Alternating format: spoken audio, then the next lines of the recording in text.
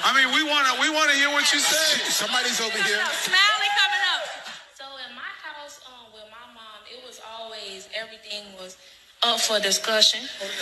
Everything was up for discussion because my mama, she a real understanding person. So it was literally a conversation I had growing up with me.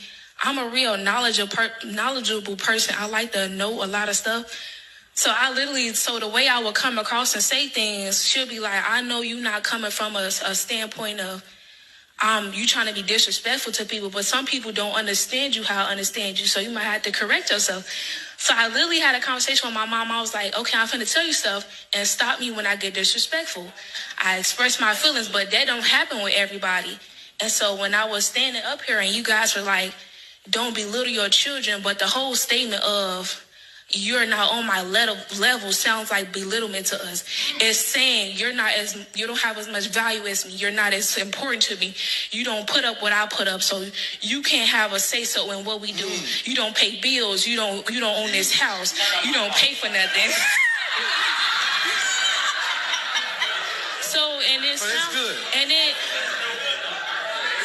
Go ahead. And when you bring up the stuff that you do for your children, it makes us feel like a burden.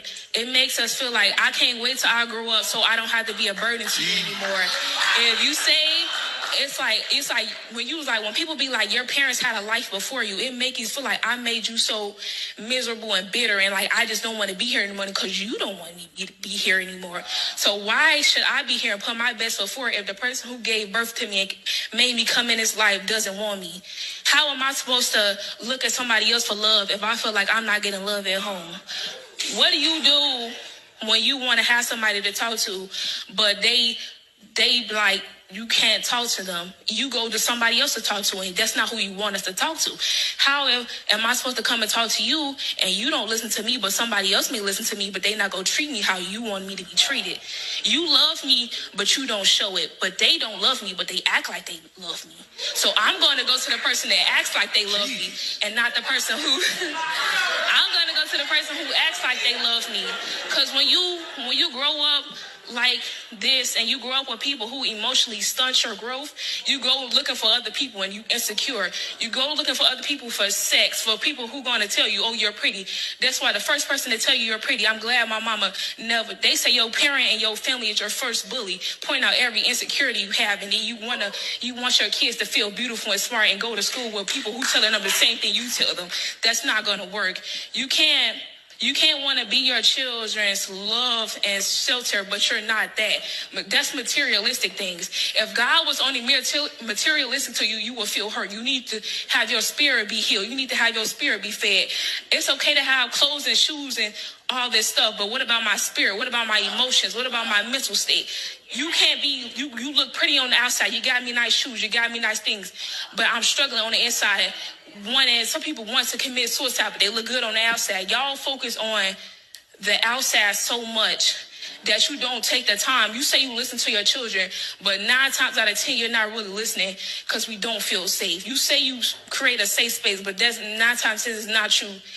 Because even though my parents never hit me or they never threatened to hit me, they words hurt even worse. When you telling me, you never say you disappointed in me, but your body language show it all. You look at me like I'm just like you can't believe you raised this. Some people say it to kids, I can't believe I raised somebody like this.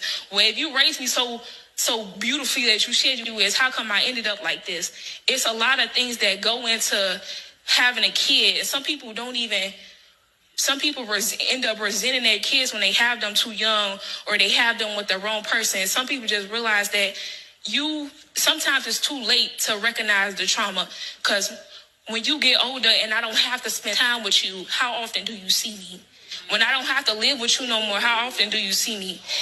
When some people get jobs, some people hang out with friends' house because they don't want to go home, and you refuse to recognize that you yourself have caused your child's trauma, whether you want to admit it or not. And that's the issue.